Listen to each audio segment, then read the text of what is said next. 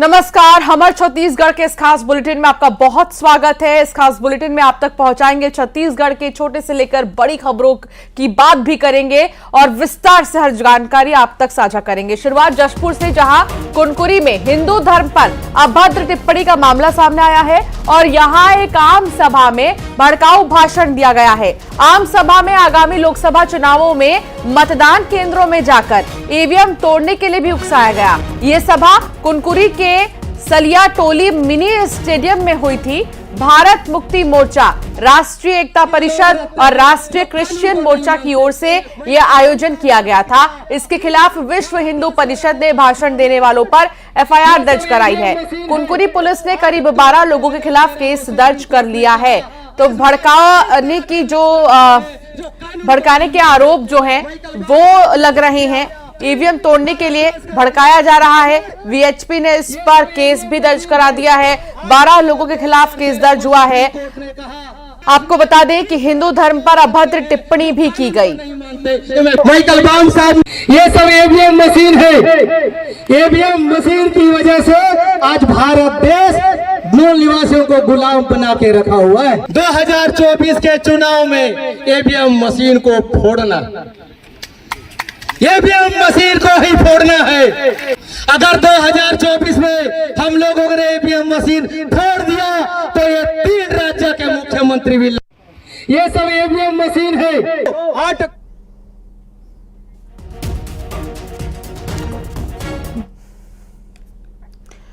तो आप देख सकते हैं किस तरीके से यहाँ पर जो है भड़काने की कोशिश की जा रही है। दीपक संवाददाता साथ जुड़ गए हैं। दीपक, ये वीडियो काफी कुछ बयां कर रहा है अपने आप में और ऐसा आरोप हम नहीं लगा रहे, ना ही वहां के लोग, बल्कि ये वीडियो अपने आप में एक बड़ा प्रूफ है कि भड़काने की कोशिश की जा रही है चुनाव से पहले। क्या जानकारी आपके पास, ये लोग कौन है?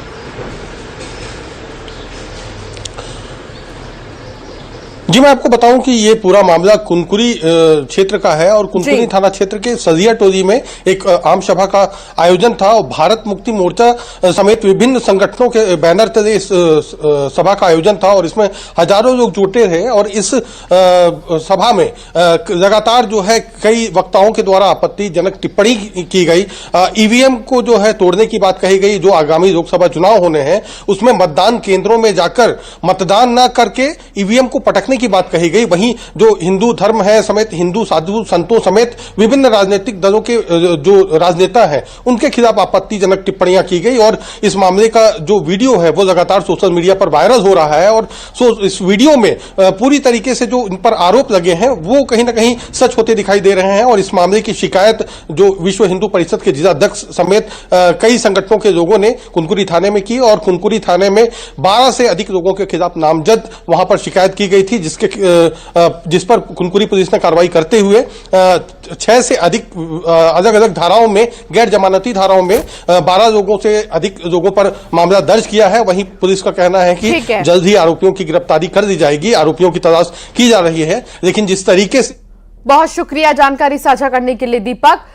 आगे बढ़ेंगे खबरों में और बात करेंगे बिलासपुर की, जहां एक वीडियो वायरल हुआ है और एक स्कूल में शिक्षक दिन दहाड़े शराब पीते नजर आया। जी हां, इतना ही नहीं, आरोपी शिक्षक अपनी मूंछों पर ताव देकर धमकी भी दे रहा है, मानो कोई सिनेमा का सीन चल रहा हो या एक्टिंग चल रही हो, इस तरीके से। तो वहीं आपको बता दें कि देखिए ये वीडियो, सबसे पहले शराब पीते हुए शिक्षक को मूंछों पर ताव देकर धमकी दे रहा है कि जाकर कलेक्टर को बता दो, मेरा कोई कुछ नहीं उखाड़ सकता। अब इस मामले में शिक्षक के खिलाफ एफआईआर दर्ज की गई है।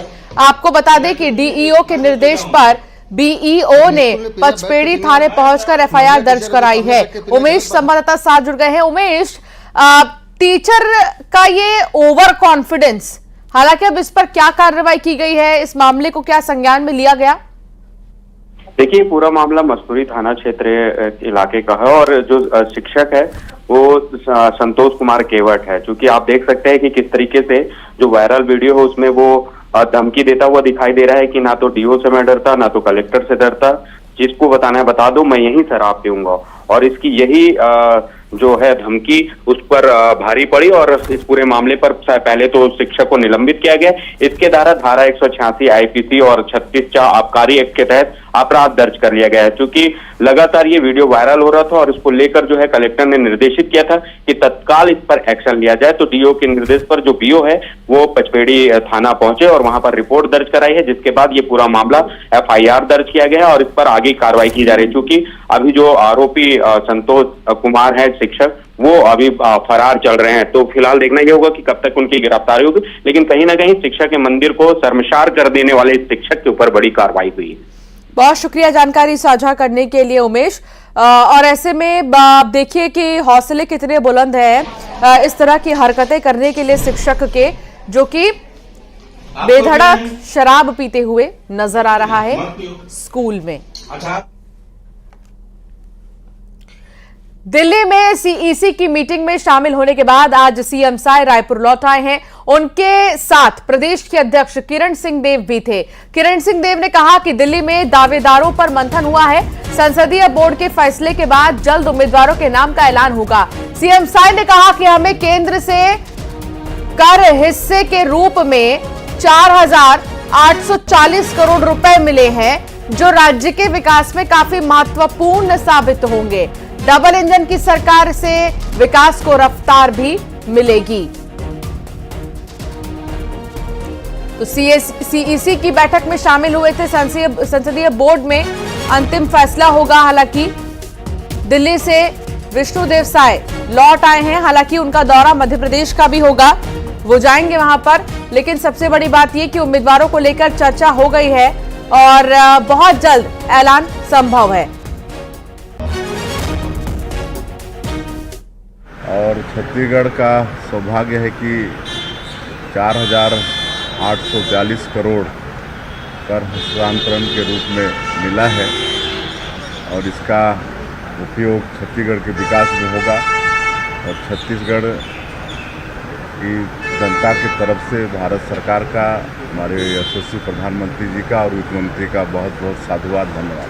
जैसे कि यहाँ पे चुनाव समिति की बैठक में मंथन के पश्चात सभी जो नाम आए थे सभी का संकलन करके और पैनल बना के प्रत्येक लोकसभा क्षेत्र में दावेदारों का और वहाँ पर इस विषय पर विचार विमर्श हुआ है। और बहुत शीघ्र, जैसा कि चुनाव लगभग निकट आ रहा है, निश्चित रूप से बहुत ही शीघ्र इस पर कुछ न कुछ केंद्रीय समिति में निर्णय। ये सूची कब तक आ जाएगी? जैसे ही सब चीज़ों पर मंथन तय कर लेंगे संसदीय बोर्ड के सभी वरिष्ठ नेतागण, और निश्चित रूप से ये सूची आप लोगों के सामने 4-5 नामों के फाइनल होने की चर्चा नहीं, अभी वो तो यही की चर्चा है। जैसा भी होगा आप लोग के सामने। सर, कर्नाटक में बीके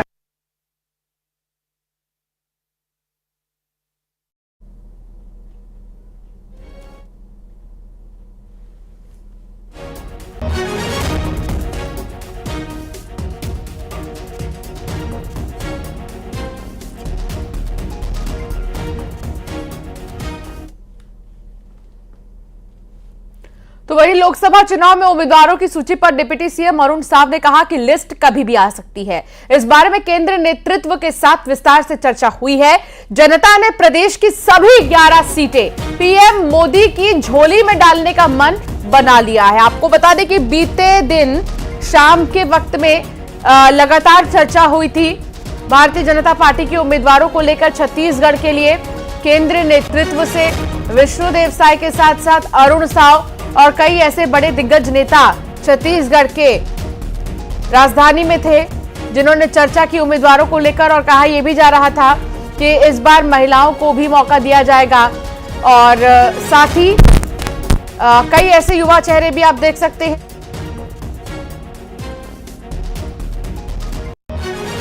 केंद्रीय चुनाव समिति के समक्ष विस्तार से सभी प्रत्याशियों के बारे में, संभावित प्रत्याशियों के बारे में विस्तार से चर्चा हुई है और बहुत जल्दी प्रत्याशियों की सूची केंद्रीय चुनाव समिति विचार करने के बाद घोषित करेगी। जिस तरह से आज पूरे देश का वातावरण है, छत्तीसगढ़ का वातावरण है और छत्तीसगढ़ की जनता जिस प्रकार से नरेंद्र मोदी जी की योजनाओं से प्रभावित है, नरेंद्र मोदी जी के कामों से प्रभावित है, छत्तीसगढ़ की 11 सीटें छत्तीसगढ़ की जनता नरेंद्र मोदी जी के झोली में डालेगी।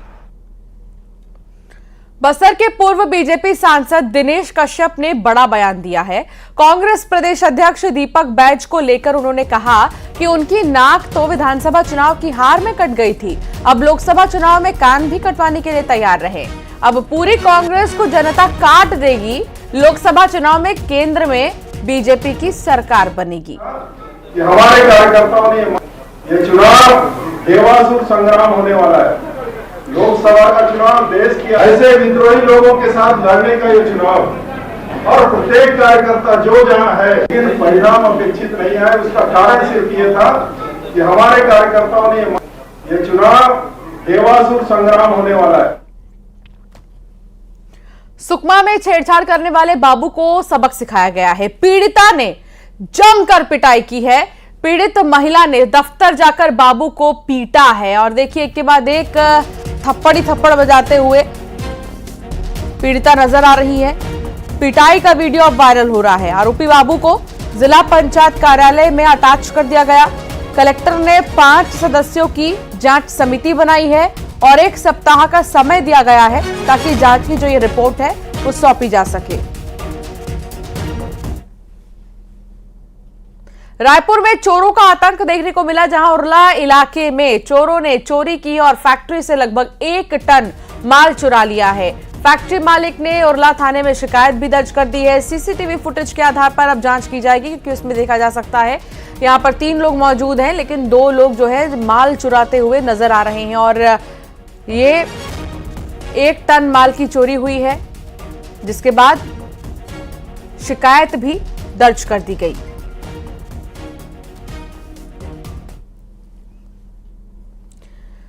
तो वहीं कांकेर से खबर, बैंक से 1,50,000 रुपए चोरी किए गए। पैसे जमा कराने गए ग्राहक से 1.5 लाख की चोरी की गई है। सीसीटीवी फुटेज में संदिग्ध दिखाई भी दिया।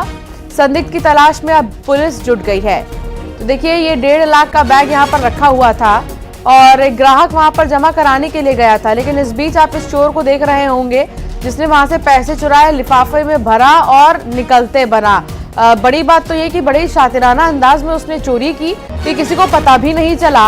अब सीसीटीवी फुटेज के आधार पर चोरी की घटना में जो ये व्यक्ति शामिल था उसकी तलाश होगी और करीब 1.5 लाख रुपए यहाँ पर रखे हुए थे जमा कराने के लिए। एक व्यक्ति जो है वो बैंक में रखा था। बैंक की सिक्योरिटी भी देखिए कि अंदर ऑलरेडी एक गार्ड रहता है, सीसीटीवी कैमरे होते हैं, बावजूद इसके चोर के हौसले इतने बुलंद थे कि बैंक में घुसकर उसने वहां लोगों के बीच में जाकर 1.5 लाख रुपए चोरी कर लिए।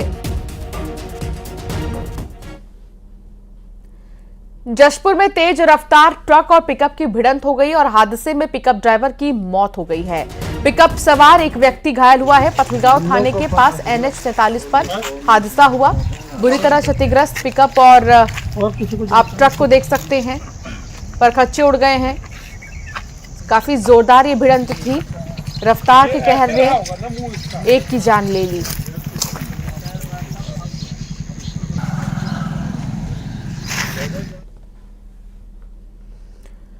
कवर्धा से खबर, जहां करोड़ों का ठग पुलिस के हत्थे चढ़ा है। शातिर ठग को पुलिस ने गिरफ्तार कर लिया है। पुलिस ने जबलपुर से गिरफ्तार किया है। अब तक 2,45 लाख रुपए की ठगी कर चुका है। ऑनलाइन ठगी करता था ये। शॉपिंग, इनाम, लकी ड्रॉ के नाम से। आप भी ऑनलाइन शॉपिंग करते हैं तो ये खबर आपके लिए है, ध्यान से सुनिए, क्योंकि ऑनलाइन शॉपिंग करने वालों के लिए ही सबसे ज्यादा रिस्क है और चांसेस होते हैं इस तरह की ठगी का शिकार बनने के। कई ऐसे लिंक और वन टाइम पासवर्ड आपको आते हैं, तो ऐसे में बिना पढ़े बिल्कुल भी वन टाइम पासवर्ड कहीं पर भी ना डालें और हर लिंक से बच के रहिए। रायपुर से अब यह खबर है, जहां यातायात पुलिस एक्शन मोड में नजर आ रही है और लगभग 700 वाहनों पर कार्रवाई की गई है और 25 गाड़ियां जब्त की गई हैं। हर गाड़ी पर 1-1 लाख का जुर्माना भी हो सकता है। नशे की हालत में वाहन चला रहे थे, 3 ट्रक भी जब्त किए गए हैं। दरअसल कई बार सड़क हादसे हो जाते हैं और इन हादसों की वजह ही यही होती है कि ड्राइवर या तो नशे में है या गाड़ी काफी तेज चला रहा है, जिसके बाद अब पुलिस भी एक्शन मोड में नजर आ रही है और 700 गाड़ियों पर एक्शन लिया गया है।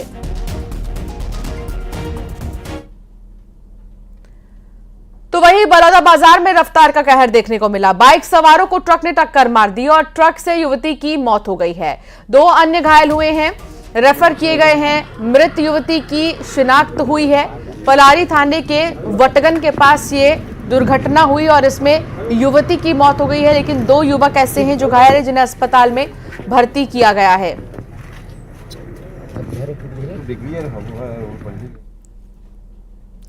और अब बात करेंगे उन स्टंट बाजों की जो बाज नहीं आ रहे। अंबिकापुर में शहर में स्टंट करने वालों पर पुलिस अब सख्त हो गई है। 2 वाहनों का चालान काटा गया है। दोनों गाड़ियों का 21,000 रुपए का चालान काटा।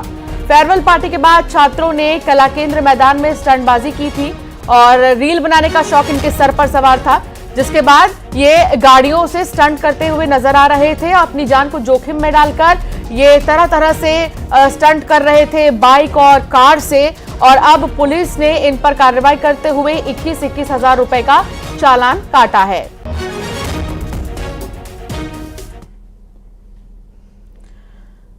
बलरामपुर में नदी में डूबने से ग्रामीण को ढूंढा जा रहा है। 10 दिन बाद भी ग्रामीण अब तक नहीं मिल सका है। मछली पकड़ने के लिए ग्रामीण दरअसल गया था, लेकिन पानी के अंदर बनी चट्टानी सुरंग में फंसे होने की आशंका जताई जा रही है। पानी को खाली कर सुरंग में टीम भेजने की तैयारी भी चल रही है और ये पूरा प्रोसेस आपके टेलीविजन स्क्रीन पर है। हालांकि इस चीज को देखने के लिए आसपास के गांव के लोग इकट्ठा हो गए हैं कि आखिर वो ग्रामीण गया तो गया कहाँ, क्योंकि मछली पकड़ने के लिए तो आया था, लेकिन अब उसका कोई नामो निशान नहीं, जिसके लिए सर्च ऑपरेशन भी लगातार जारी है। गोताखोरों को बुलाया गया है और एक जो सुरंग यहाँ पर बनाई गई है उसमें तलाश करने की कोशिश चल रही है, जिसके लिए बड़ी बड़ी मशीनों को यहाँ पर लगा दिया गया है।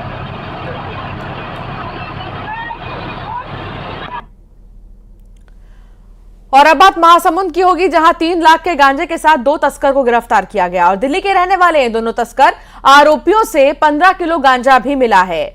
ओडिशा से ये गांजा ला रहे थे और दिल्ली में गांजा खपाने की तैयारी इनकी चल रही थी। अक्सर ऐसा होता है कि ओडिशा से छत्तीसगढ़ आसानी से लोग घुस जाते हैं, लेकिन जब छत्तीसगढ़ से निकलते हैं और दिल्ली का जो चेक पोस्ट होता है, यहाँ पर भारी मात्रा में ऐसे तस्करों को गिरफ्तार किया जाता है चेकिंग के दौरान। और ज्यादातर तस्कर यही कोशिश करते हैं कि वो आसानी से राजधानी में आ जाएं, लेकिन लगातार पुलिस की मुस्तैदी की वजह से इन्हें पकड़ा गया है। और बीते दिनों में भी कई ऐसे गांजा तस्कर हैं जिन्हें पकड़ा गया है, जो कि भारी मात्रा में गांजा लेकर कहीं और राज्य में खपाना चाह रहे थे, लेकिन उनके मंसूबों को कामयाब पुलिस ने नहीं होने दिया और अब दिल्ली में गांजा खपाने की जो तैयारी थी वो भी नाकाम साबित हुई।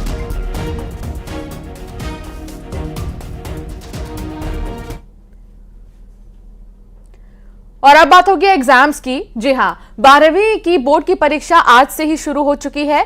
छत्तीसगढ़ माध्यमिक शिक्षा मंडल 12वीं बोर्ड की परीक्षा शुरू होने के साथ ही 10वीं की परीक्षा की भी बातें आने लगी, जो कि कल से शुरू होंगी। 12वीं बोर्ड की परीक्षा 23 मार्च तक चलेगी। 10वीं बोर्ड की परीक्षा 21 मार्च तक चलेगी। इस बार 10वीं में 3,45,000 और 12वीं के 2,61,000 परीक्षार्थी शामिल हैं। सचिव वीके गोयल ने बताया कि प्रदेश में 180 अति संवेदनशील केंद्र हैं। इनमें कांकेर में सबसे ज्यादा 45 और गरियाबंद में सबसे कम 10 संवेदनशील केंद्र बनाए गए हैं। राज्य में कुल 2,475 परीक्षा केंद्र बनाए गए हैं। तो आज बच्चों के लिए बहुत ही इंपॉर्टेंट दिन है। पूरे साल की मेहनत आज देखते हैं कितनी रंग लाएगी, क्योंकि आज फाइनल एग्जाम्स है, बोर्ड की परीक्षा है। हालांकि टेंशन तो होती ही है, लेकिन बहुत ही सुकून से एग्जाम देने वाले बच्चे ही बाजी मार पाते हैं। इसीलिए आपके एग्जाम्स हैं तो आपसे यही निवेदन है कि आराम से एग्जाम दीजिए, क्वेश्चन पेपर को ध्यान से पढ़िए, बल्कि पैनिक होने की जरूरत नहीं है। अक्सर बोर्ड की परीक्षाएं काफी टेंशन और प्रेशर लेकर आती हैं, लेकिन इससे पहले जब प्रधानमंत्री नरेंद्र मोदी ने परीक्षा पर चर्चा की थी तो उन्होंने यही कहा था कि अस्थिर मन से परीक्षा अगर देंगे तो परीक्षा सफल होगी। तो आज जो परीक्षा के लिए तैयारियां हैं वो छत्तीसगढ़ में दुरुस्त हैं। कई केंद्रों पर सिक्योरिटी टाइट है। राज्य में कुल 2,475 परीक्षा केंद्र बनाए गए हैं और यहां पर नकल पर नकेल कसने के लिए भी व्यवस्थाएं चाक चौबंद हैं।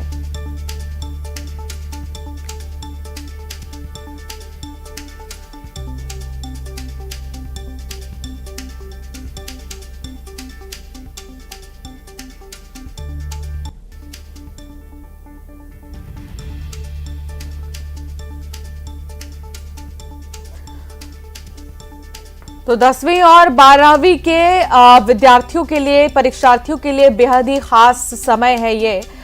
मार्च से लेकर अप्रैल के शुरुआती दौर तक काफी ज्यादा मेहनत करनी होगी और इसी सिलसिले में तैयारियां भी चाक चौबंद।